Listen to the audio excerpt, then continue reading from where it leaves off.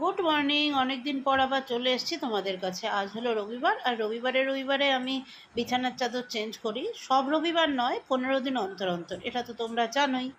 আজ সেই রবিবার যে রবিবার বিছানার চাদর চেঞ্জ হবে। তো বিছানার চাদরটা আমরা দুজনে মিলে পাতি, একা পারিও না। বিছানার চাদর চেঞ্জ করে আমি তারপরে চলে যাব বাকি সব কাজকর্ম করতে।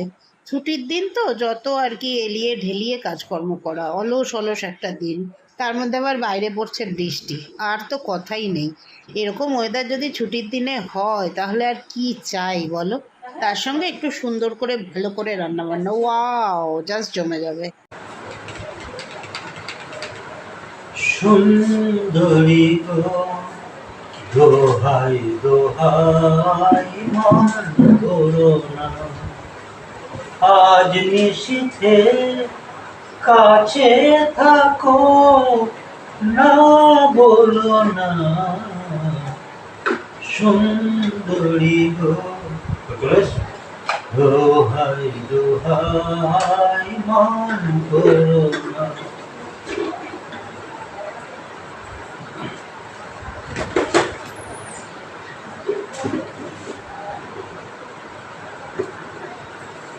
কাহার বানা গাজা বাজা, উল্টো পাল্টা মারছো চাটি, শশীকান্ত তুমি দেখছি আসলটাকে গোলে মাটি। কাহার বানা গাজা বাজা।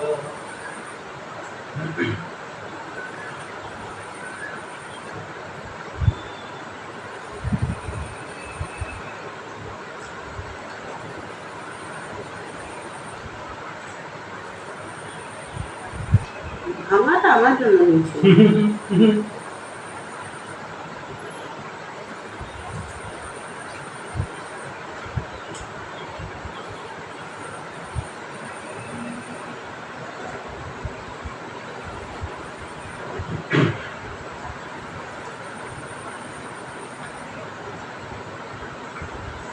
আগে বিস্কুটটা খাই।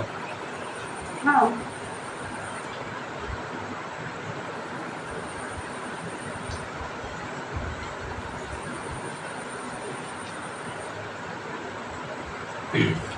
তোমার সুরে হাতি করে চলো চলে যাই, যেখানে আনন্দরা বাজে সদা।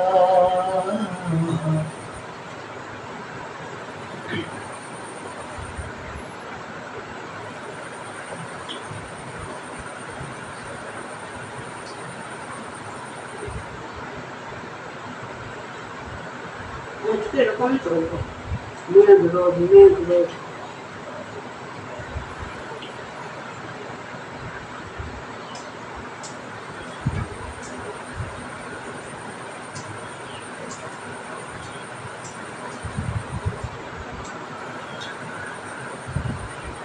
গাড়িটা বাজবে না কি?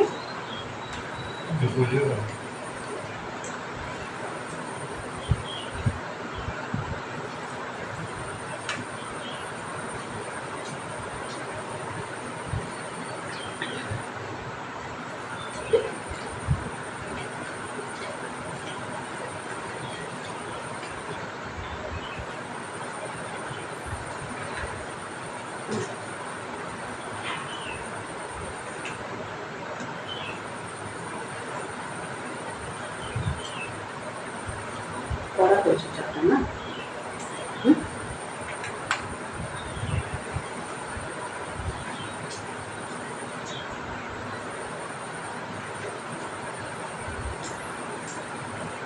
চাটা রেখে অফ করে দাও।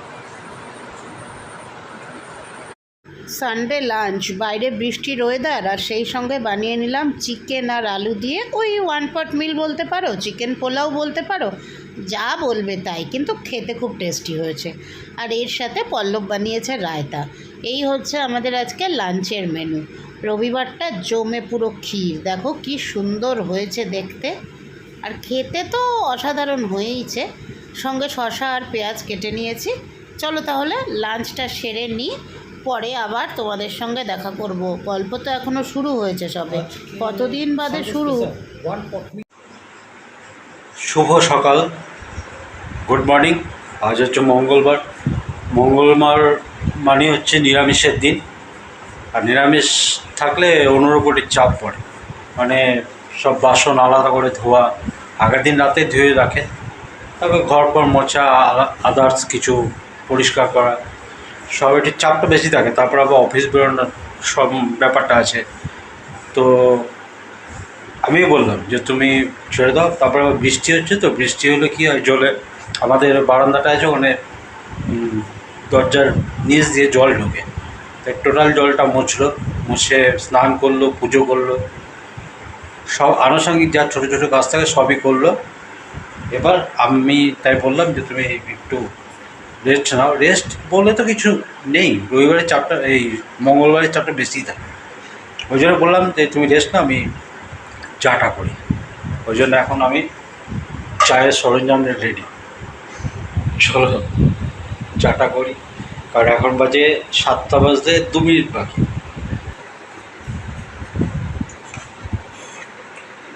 চা করার জন্য এই যে দুধ নিয়ে নিয়েছি, এর মধ্যে একটু জল মেশাবো, তবে চাটা করবো। দুধের ভাগটা বেশি, জলের ভাগটা কম। এই যে জল মিশিয়ে চাটা বসিয়ে দিয়েছি। এরপর এর মধ্যে একটু আদা দেবো, চা দেবো, আর আবার কি আদা দিয়ে ফার্স্ট ক্লাস। কি গো, চা কদ্দূর? হ্যাঁ, এই খুব মনোযোগ দিয়ে চা করছে।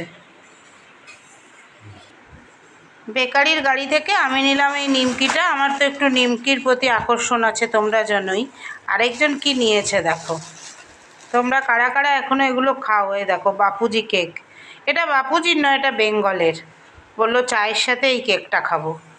3, 2, 5, একে 6টা নিয়েছে। এই নিল সকাল সকাল।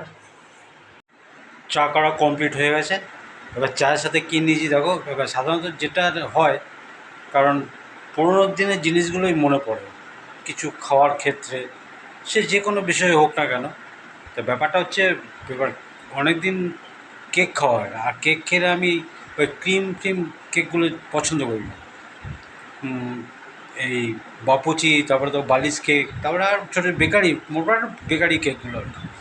তা সে কী নিয়েছি চায়ের সঙ্গে, সেটাই তোমাদের সঙ্গে শেয়ার করবো। তাই যে চায়ের সঙ্গে দুজনে দুটো কেক, মানে ইচ্ছা করলে তবেই, ইচ্ছের ওপর বিষয়টা নির্ভর করে। ওই হলে যদি পাই তো খাবো, নাহলে খাবো না, নাহলে সাবস্টিটিউট বিস্কুট আছেই। চলো খেয়ে নিই চাটা।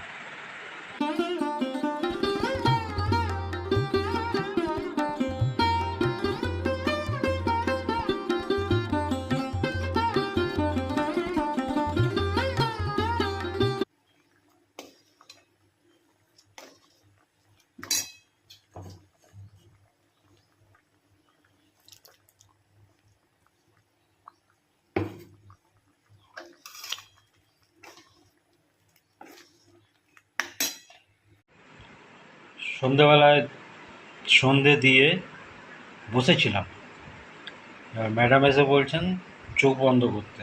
ছিল যে বেক রসগোল্লা খাবো, যেহেতু কেন খাবো, এটা মিষ্টির পরিমাণটা খুবই কম থাকে, নাই বললেই চলে মিষ্টিটা। তা এখন এই যে আমার জন্য আমাকে খাইয়ে দেবে বলে আসছে। ছিল বেশ কয়েকদিন আগে, সেদিনকে আমি কি মনের ভুলে না মিষ্টির দোকানের পাশ দিয়ে চলে এসেছি, যেখানে বেক রসগোল্লাটা পাওয়া যায়। আজকে প্ল্যান করে রেখেছি, আজকে এনে দেবো, খাওয়াবো।